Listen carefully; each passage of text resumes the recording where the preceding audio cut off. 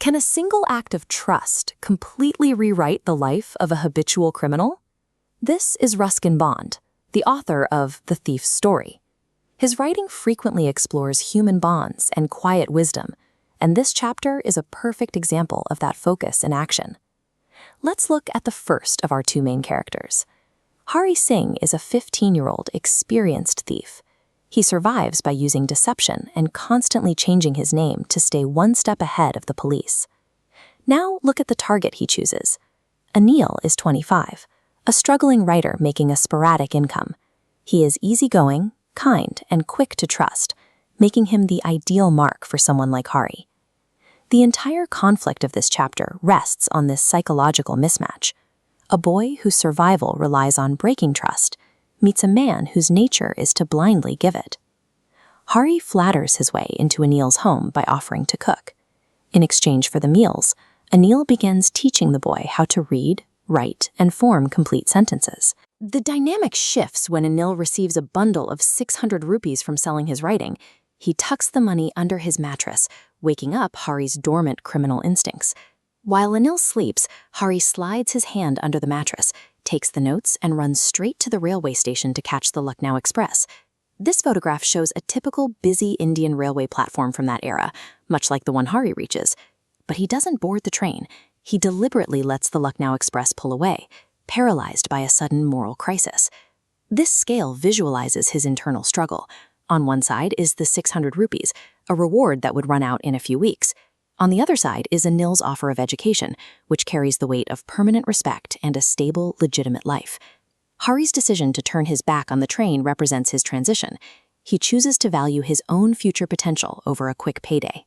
Soaked from the rain and heavy with guilt, Hari returns to Anil's room. He creeps back to the bed and successfully slips the damp notes back under the mattress.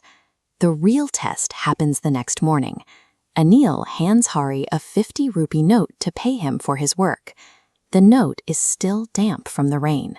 Anil clearly knows about the theft, that he chooses to forgive rather than calling the police. Before we look at the ending, pause the video right here. Try to list 2 specific reasons why Hari chose to go back to Anil's room instead of catching that train. If you wrote that he did not want to break the trust of a genuinely kind man, and that he wanted to become an educated, respected person, your analysis is spot on. Anil's silent forgiveness is the core lesson here. He demonstrates that compassion can reform a person far more effectively than punishment ever could.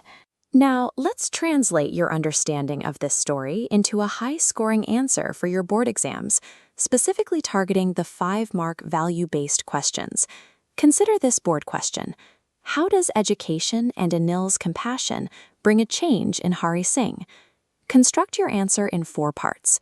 Step 1, Hari's initial motive of deception. Step 2, Anil's role offering unwavering trust and literacy. Step 3, Hari's epiphany, weighing temporary money against permanent respect. Finally, conclude how Anil's silent forgiveness successfully reforms the criminal. To elevate this answer to topper level, you need the right vocabulary. Your response must include terms like redemption, compassion, integrity, moral awakening, and transformation.